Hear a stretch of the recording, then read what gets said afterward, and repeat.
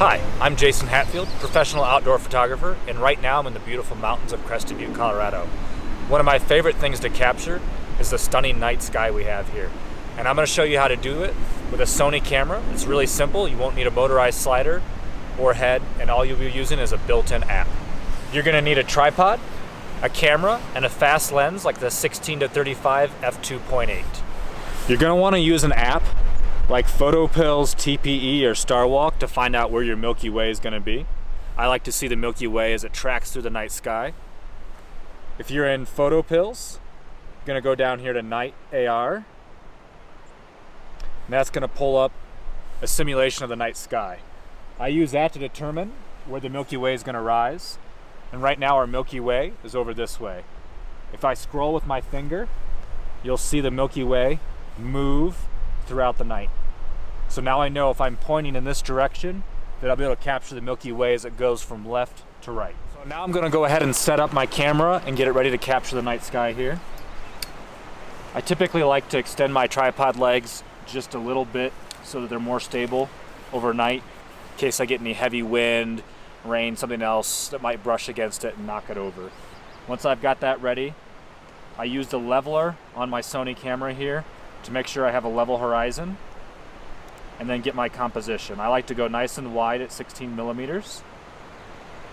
Get a little bit of the mountain foreground, so these peaks off here in the distance, and then get my night sky, which I'll capture the stars, the Milky Way, and most of the clouds that are gonna move out here. So now that I have my composition, I wanna make sure I'm in manual mode, and we're gonna be setting the settings right now for the night sky. Obviously right now it's gonna be blown out. The sky is gonna be completely, as you can see the zebras I have here, completely without detail. So I'm going to go ahead and take my aperture down to f2.8. That's going to give me a nice wide open aperture. And then I like to be around 15 seconds with this camera. It's the Sony a7R III. Because of the high amount of megapixels, when I get over 15 seconds, I start to see a little bit of motion in my stars, a little bit of a trail to them. And you can even see it at 15 seconds, but that is pretty minimal at that point. I also want to make sure I have my ISO turned up here. And 3200 is a good starting number for ISO.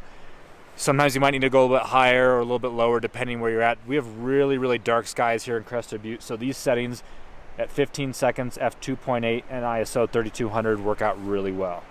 So with this camera then I want to go into what's called the interval shoot function. In the older Sony cameras, there's an app in the Sony Play Memories, and that app, the time-lapse app, is what you'll be using. And here with the interval shoot function, I'm going to go in and set all my settings. I want to have my shooting start time to 1 second. That means I want it to start as soon as I press that shutter button. I want my intervals set to 1 second. That basically means I want it the lowest interval possible so it continues to take one picture after another. And then number of shots, this is where it's kind of up to you how many you want to capture. Set to 600. If I turn that into a 30 frame per second video, when played back, that'll be 20 seconds worth of video. So we're gonna go ahead and go with 600. Depending on how long the night sky is, the time of year you're shooting, it might be lasting, more than 12 hours, less than 12 hours. You could go higher than that number or lower than that number. The AE tracking sensor that you see here, that's not gonna apply because we're in manual mode. So it won't adjust any settings. We don't want it to adjust any settings because we want it to just capture the settings that we put in. If you go over here to the next setting, and that's your silent shoot interval, we want to make sure that's set to on because that's going to help give you a better life when it comes to your shutter. As opposed to making it click every time, it's just going to use an electronic shutter. That's not going to be an issue at all for what we're doing here. So once that's all set, we're going to go up here to interval shooting, select on, and then once we press our shutter button, it'll say stand by and it'll start taking our time lapse. And if you want to make sure your camera runs all night, you'll want to use a battery like this one right here. It's 10,000 milliamps and it'll last you for multiple nights. I often take it with me backpacking just for that reason. I also use a rain cover like this one to make sure my camera is protected from any sudden rainstorms. Once you're done, come back, get your camera, download your images into your favorite photo app, and then you use a third-party app like Adobe After Effects or the one that I use, LR Time Lapse.